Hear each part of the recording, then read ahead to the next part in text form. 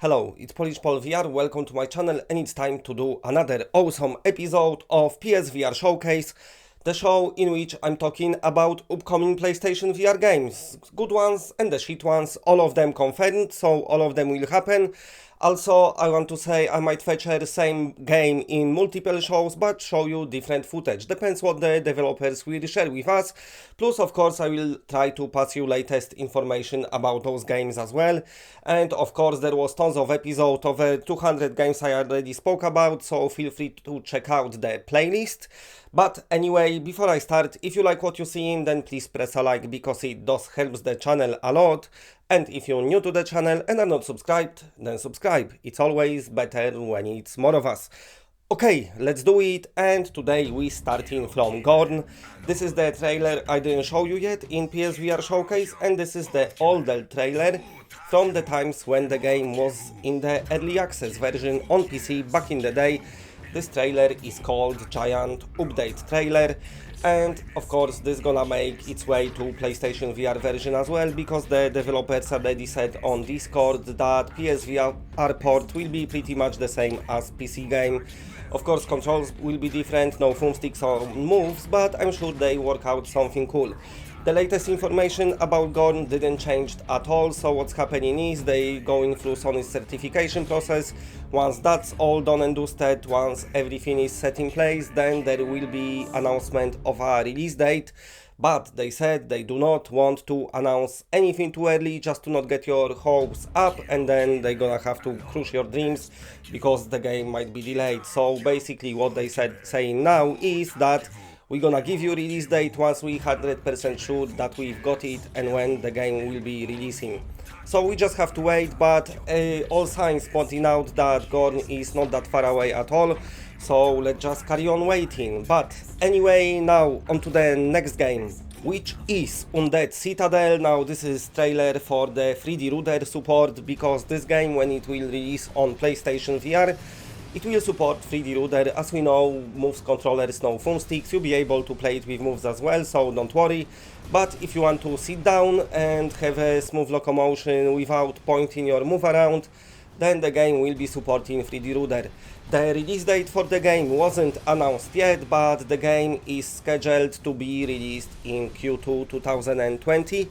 We are in Q2 already, so April, May or July, those are the months of Q2.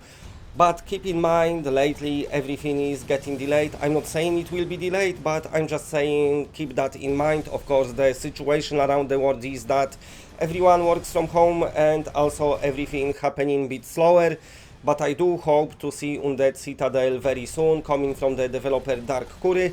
It's been in the development for a while now. It looks pretty cool, and also it's got this nice, satisfying looking combat, just like GORN, what I just spoke about. So many cool games coming, but as always we have to keep waiting. But anyway, that's the UNDEAD CITADEL. On to the next game, which is trailer for CONTAGION VR Outbreak mission for Biotech. If you want CONTAGION, this will be for free. The trailer looks very nice. I'm liking what I'm seeing. It looks like there's a lot of zombies, of course, but also much more expansive area and quite a different art style. Looks very original. Also, they showing you using some machine guns and cool shit just to blast the zombies' brains off. So looks very interesting. When it's gonna release, there is no date yet, but apparently they on final stage. They nearly there, so expect announcements very soon.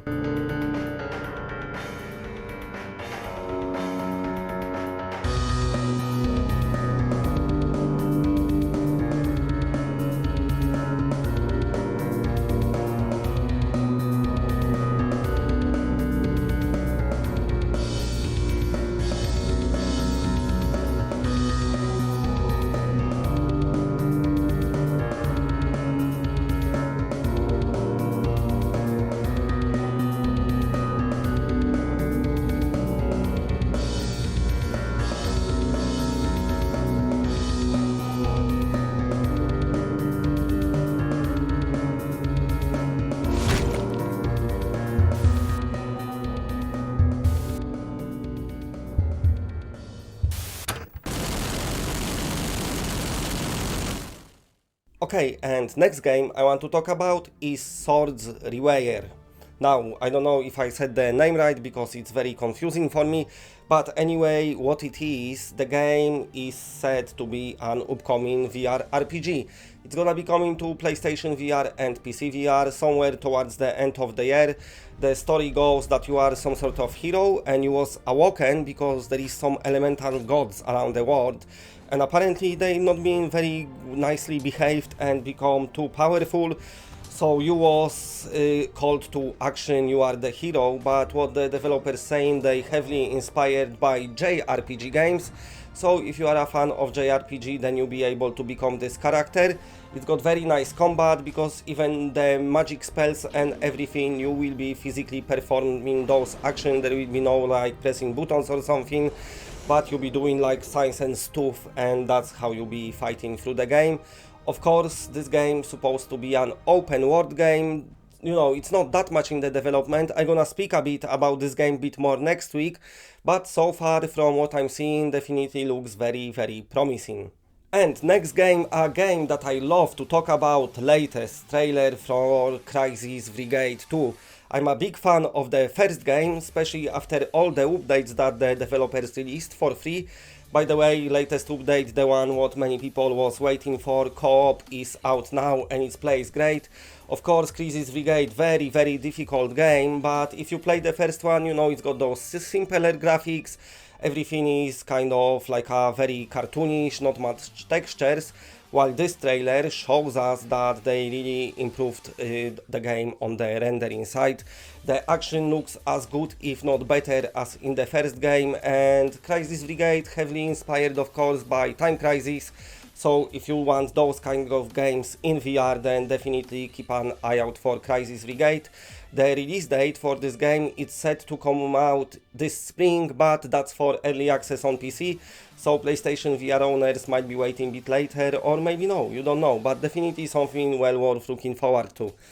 Okay, before I go now, Walking Dead Saints and Sinners, this is the latest video from the developers, what they published after releasing the game on PC. This is about survival, when the game gonna release on PSVR, the latest on it is, it's gonna be this spring, but when, we don't know, but looks like very, very soon. Anyway, I'm gonna shut up now and let you enjoy the video.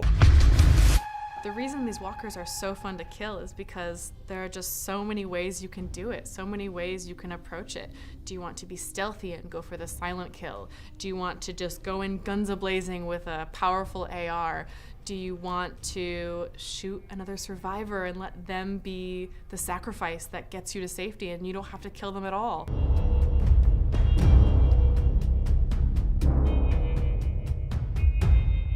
There's the struggle of survival, which kind of underlies everything, right? Like in the world of The Walking Dead, you know, when you have people really experiencing starvation, what does that do to their moral compass? You know, like how much do your ethics matter to you when it's, you know, are you gonna get your next meal or not? And how that transforms human behavior and all the interesting choices that come out of that. So we tried to use our gameplay mechanics and our story to kind of work together and create that experience for the player. So it's not just like the story is telling you you're hungry, like there's a system where you need to eat. And if you don't eat, you're not gonna have stamina, and the next time you see a walker, you're gonna get tired and you're not gonna be able to fight it off well, and the walker's gonna kill you and you're gonna be dead.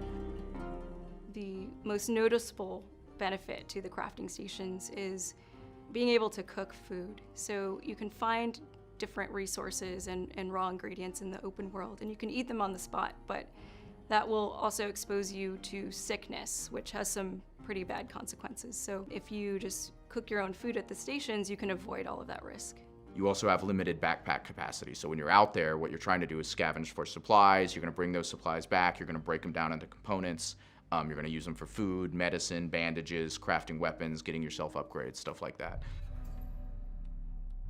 You got a lot of weapons. I mean, we have anything from just a kitchen knife you might find in a house for quick use, you know, if you're in a panic situation, to, you know, cleavers that are crafted at your crafting station that's like made out of a road sign. It looks really gnarly and cool. Axes, we've got bats, and then we've got a plethora of guns. So we've got revolvers, pistols, you've got shotguns, automatic rifles that you can switch manually between burst mode, single fire, or full auto.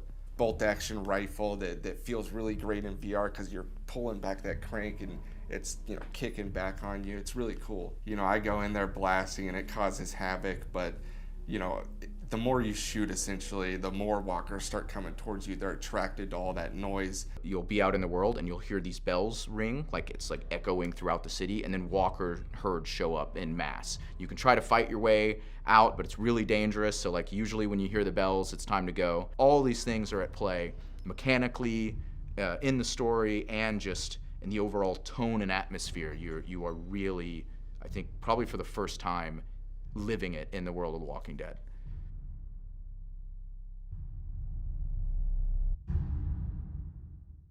And that's it, bye.